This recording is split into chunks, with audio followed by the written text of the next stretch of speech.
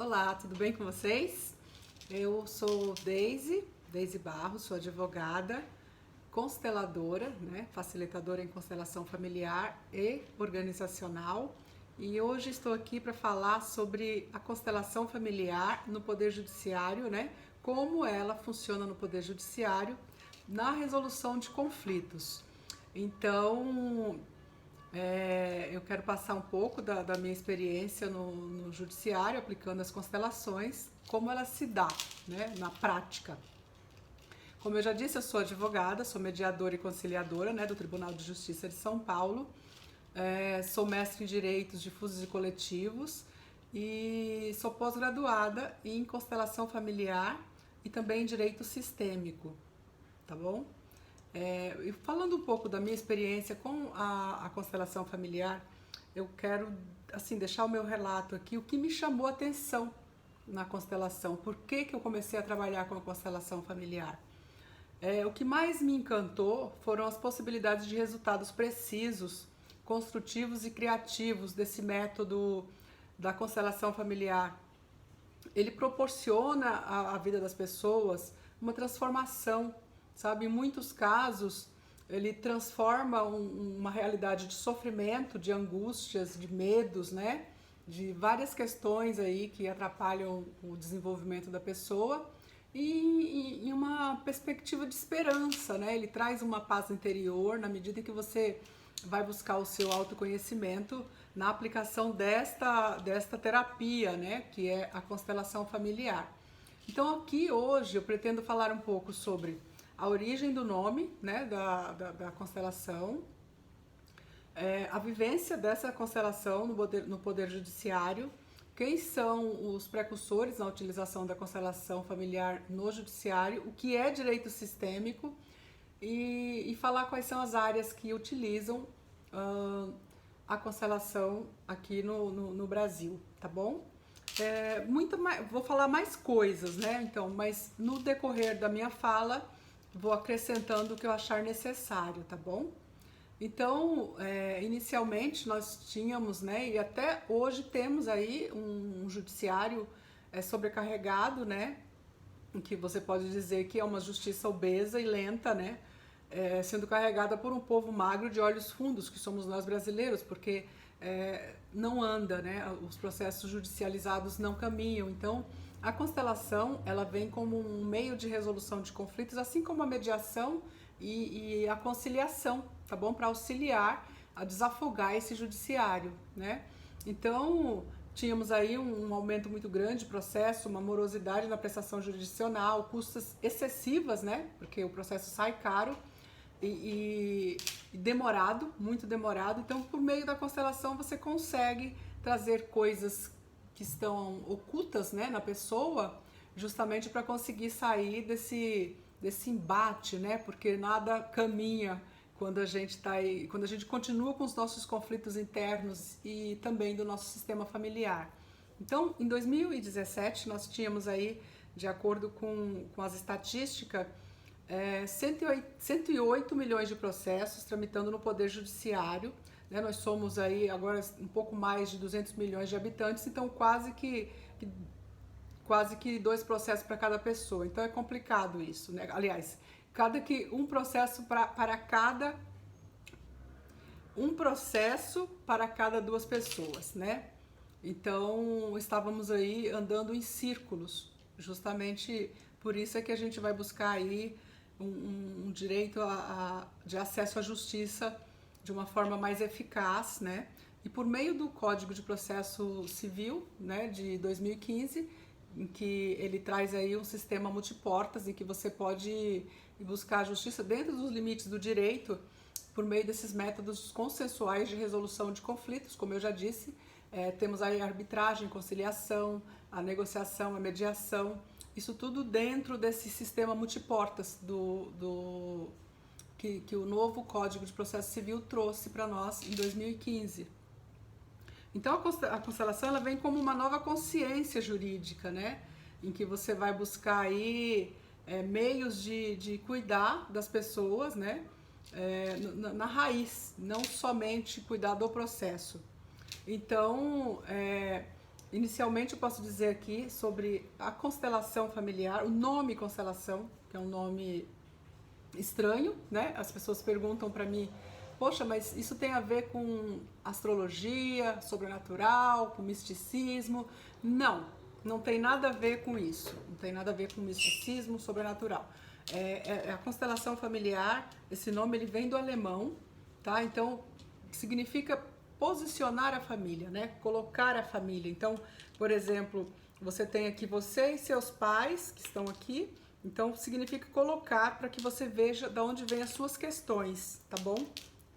Então ela é fundamentada na biologia. Também temos aí o campo mórfico, a fenomenologia, tá? Então você vai verificar aqui dentro quais são a sua forma, se você está se relacionando de forma disfuncional com o seu sistema familiar. Então, o nome quer dizer, é uma técnica terapêutica breve voltada para as soluções, que trabalha por meio de representação, tá? Então, por que que ela é uma técnica breve? É uma única sessão, tá? Não é uma terapia convencional em que você acompanha aí o seu andamento os seus cuidados, né? Dos seus sentimentos, das suas emoções. Não. A constelação familiar você vai fazer uma única sessão. Numa única sessão você vai verificar muito mais coisas do que numa sessão de terapia normal, né? Então, quando a gente fala que ela é uma técnica terapêutica breve, voltada para a solução e feita por meio de representação, né? Quando a gente fala que é feita por meio de representação, a gente pode utilizar bonecos ou pessoas para representar o seu sistema familiar. Então, de uma forma muito simples, é como se você usasse alguém para representar a sua vida e você vai observar essa representação e verificar ali as suas ligações, né? Os seus vínculos familiares, né? Então, essa técnica ela foi desenvolvida pelo alemão Bert Hellinger na década de 70, tá? O Bert Hellinger é um psicoterapeuta, pedagogo e teólogo. Ele morreu há pouco, não faz muito tempo. E nos deixou aí esse presente que é essa técnica tão maravilhosa, né? Então, quem é precursor aqui no nosso país na utilização da constelação no Poder Judiciário?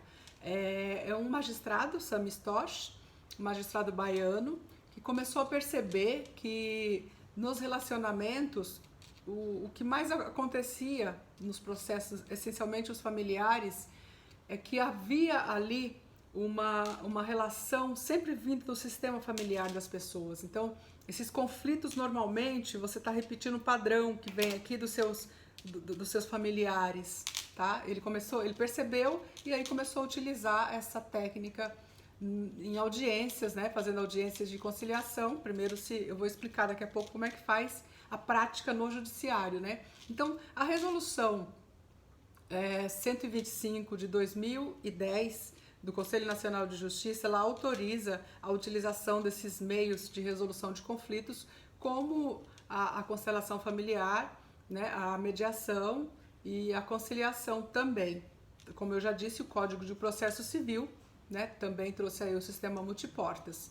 Então, a constelação familiar ela é fundamentada, as bases teóricas, a biologia, a física quântica, a fenomenologia, a sociologia. Então, aí temos mais ciências que explicam, né, que demonstram e que validam essa técnica terapêutica, tá? Aqui, gente, falando dos meios de solução de conflitos, como eu já disse, nós temos a mediação e a conciliação e agora justamente a constelação que vem aí baratear o processo, trazer solução mais rápido, ajudar realmente a humanizar a justiça, né, aqui no nosso país. E como é que se dá a constelação familiar? A constelação familiar, Bert Hellinger, ele compilou aí as leis sistêmicas, né, que é justamente a base da constelação familiar. Quais são essas leis? As leis sistêmicas.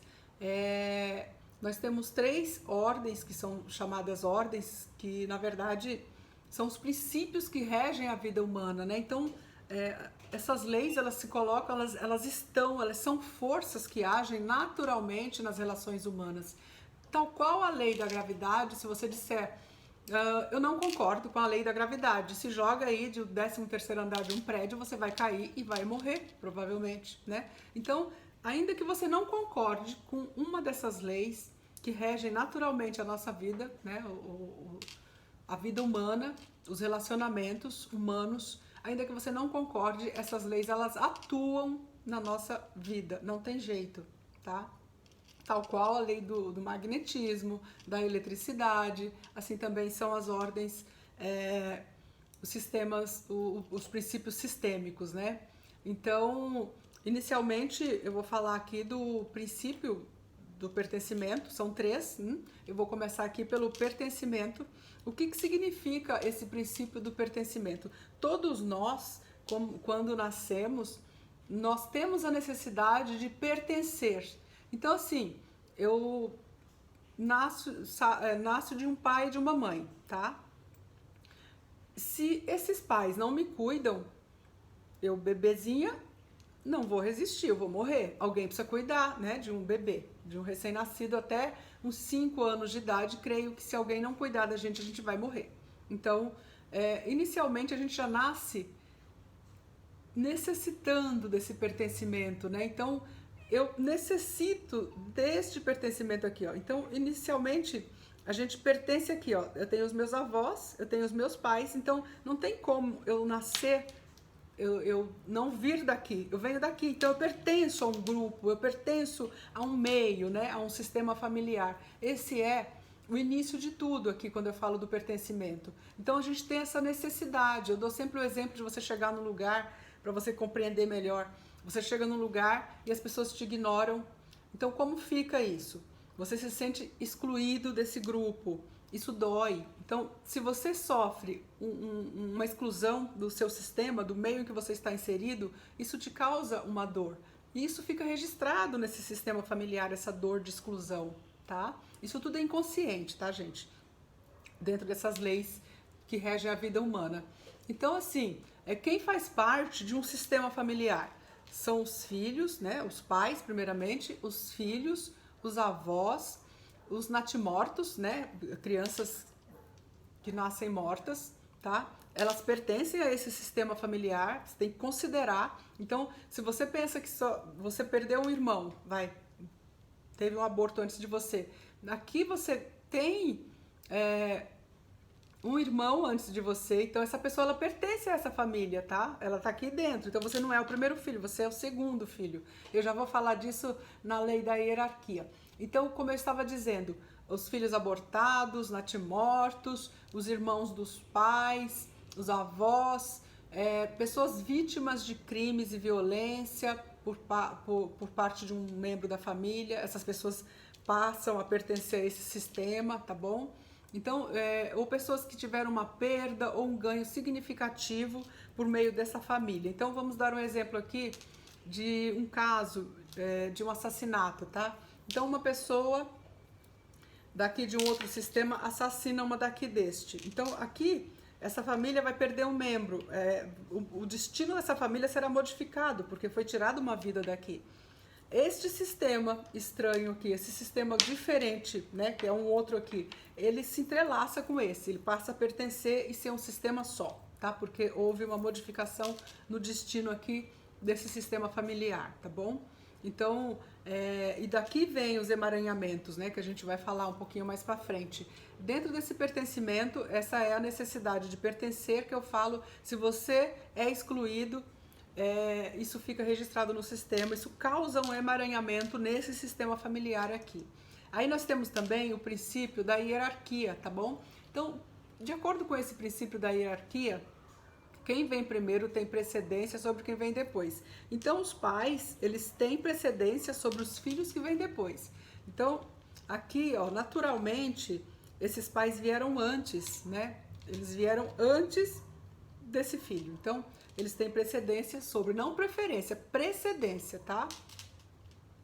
E aí, quando essa ordem é quebrada, essa ordem dessa hierarquia, acontecem alguns fenômenos, algumas situações. Por exemplo, Aqui, quando se ignora essa hierarquia, vamos dar o exemplo do fenômeno da triangulação.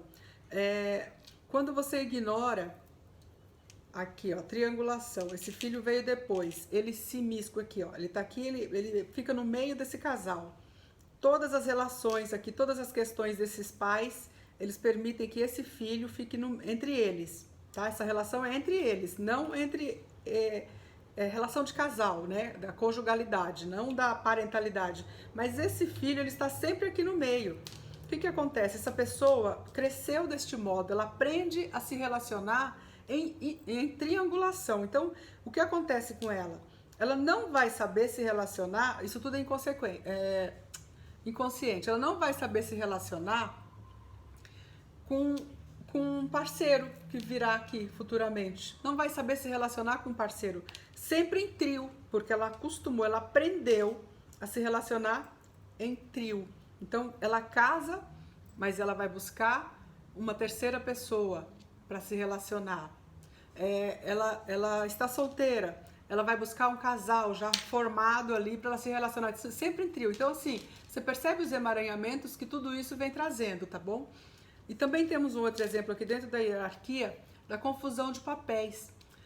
Então, o que acontece nesse caso aqui da confusão de papéis? Quando o filho, vamos dar um exemplo aqui, este pai morre, por exemplo, este pai morre, e este filho vem aqui, ó, e se coloca no lugar do pai. Sabe quando ou morre ou é ausente e o filho tá aqui querendo auxiliar sempre essa mãe no lugar do pai? Inconscientemente, ele se coloca aqui como marido da mãe, né, como parceiro da mãe, e ele não consegue se disponibilizar para nenhum outro relacionamento. Ele até casa, mas ele casa e separa. Por quê? Ele está sempre olhando aqui, ó, para a mãe que ficou sozinha. Então, na cabeça dele, lá no íntimo dele, é como se dissesse: mamãe, eu não vou te deixar sozinha. Então, ele fica o tempo inteiro aqui, ao lado da mãe. Tá? Então isso é uma confusão de papéis, tá bom? Vou passar agora a falar da questão de uma outra lei sistêmica, que é o equilíbrio entre o dar e o receber. Como funciona esse equilíbrio? Aqui os pais, eles dão a vida para esses filhos, tá? Esse equilíbrio, ele tem que existir na relação de casais, mas na relação entre pais e filhos não, porque esses filhos não têm como equilibrar essa relação devolvendo algo para esses pais. Os pais deram muito, né? A vida é muito, a vida é impagável, não tem como retribuir, né? Então, assim, esse equilíbrio ele existe entre casais, amigos. Então, todas as relações, exceto essa dos pais com os filhos, tem que haver um equilíbrio, porque senão essa relação não vai dar certo, tá? Então, a gente fala, por exemplo, aqui ó, tem um casal. Esse casal, a mulher, vou dar o exemplo aqui, a mulher trabalha fora e o marido estuda para concurso público. A gente tem muito isso no direito, né? Estuda para concurso público. Essa mulher passa o dia inteiro trabalhando, chega em casa, ainda vai cuidar da casa, cuidar de alguma coisa. Essa pessoa aqui que está recebendo, além de ela pagar os estudos, ainda chega em casa cansada. Esse homem está lá estudando, ele se dedica somente ao estudo, né? O que acontece com isso? Quando ele passa nesse concurso público, isso não é praga não, gente, isso é ciência. Ele vai embora. Por quê? Ele se sente inconscientemente pesado, é como se ele não conseguisse mais devolver para ela o que ela deu, tá? Ficou em desequilíbrio essa relação. Então, normalmente, a pessoa que se sente pesada recebeu muito ou recebeu pouco, tá desequilibrada, essa pessoa vai embora. E o sistema, ele não sabe distinguir o que é uma coisa ou outra. Então, mais um exemplo eu posso dar aqui de um homem, por exemplo, ou uma mulher que trai o marido, trai a mulher. O que acontece? Essa mulher, ela gasta muito no cartão de crédito do marido.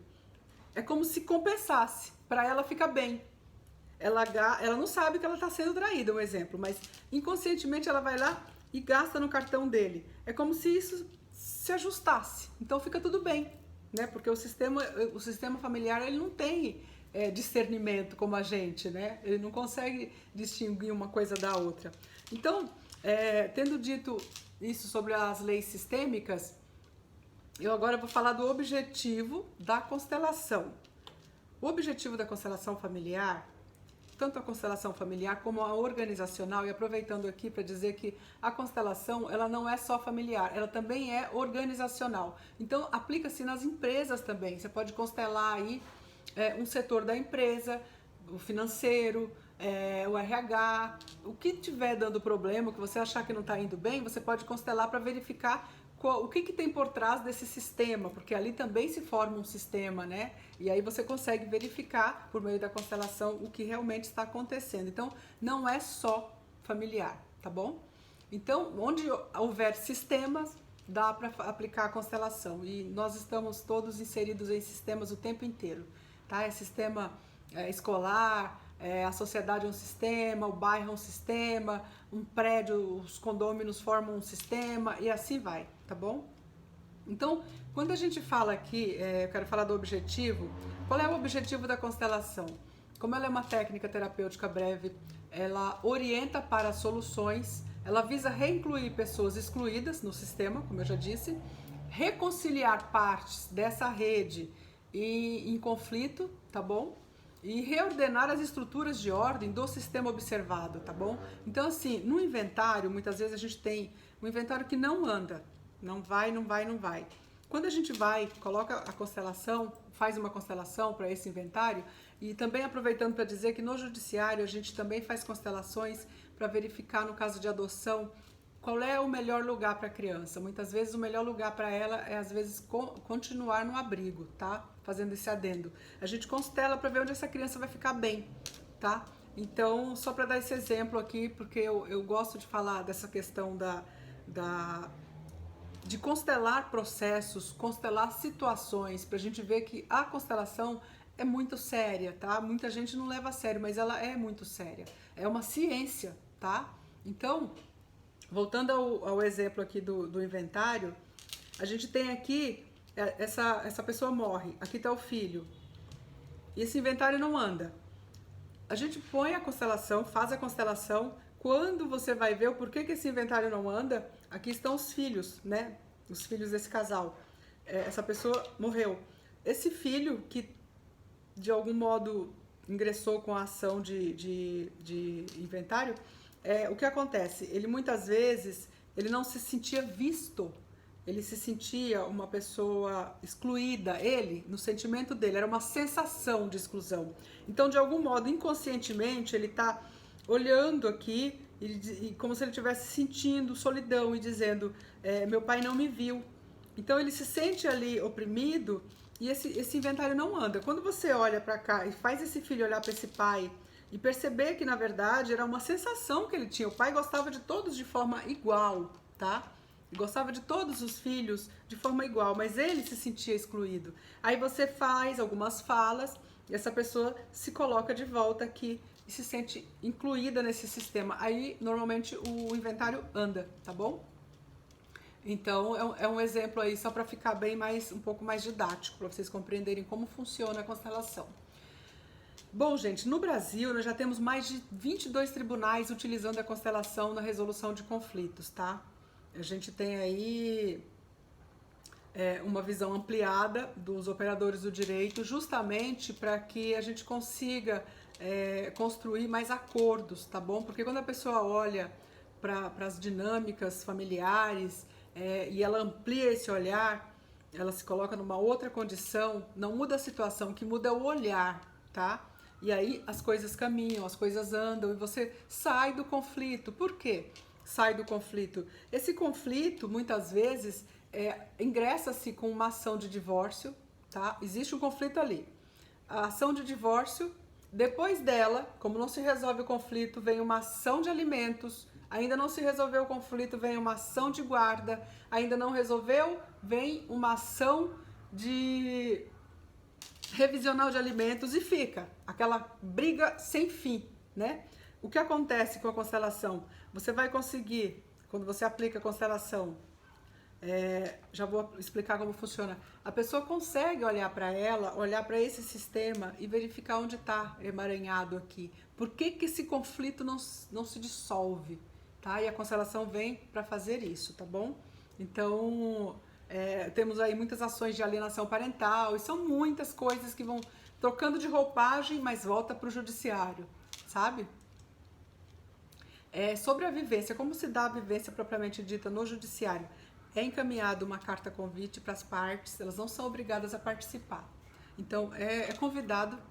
Chegando lá, se a pessoa aceita participar, é feita uma palestra, né, antes da vivência da constelação, e ali na palestra explica-se o que é, como eu estou fazendo aqui. Depois é feita a constelação propriamente dita, né, para quem quer fazer, a pessoa escolhe os representantes entre os participantes ali para fazer a constelação. E é importante dizer que todas essas pessoas que participam aqui da constelação, que comparecem, então elas estão assistindo ou representando ou não, mas elas estão vendo aqui a dinâmica acontecer. Com isso, essas pessoas aprendem, elas conseguem perceber que esse conflito que está acontecendo aqui, seja de outra forma, mas também ela tem aquilo no sistema dela. Então, quando ela vê aquilo tudo, ela amplia a consciência dela e percebe que muita coisa ela pode fazer sem precisar chegar a um conflito. Então ela modifica o olhar, né, sobre o conflito dela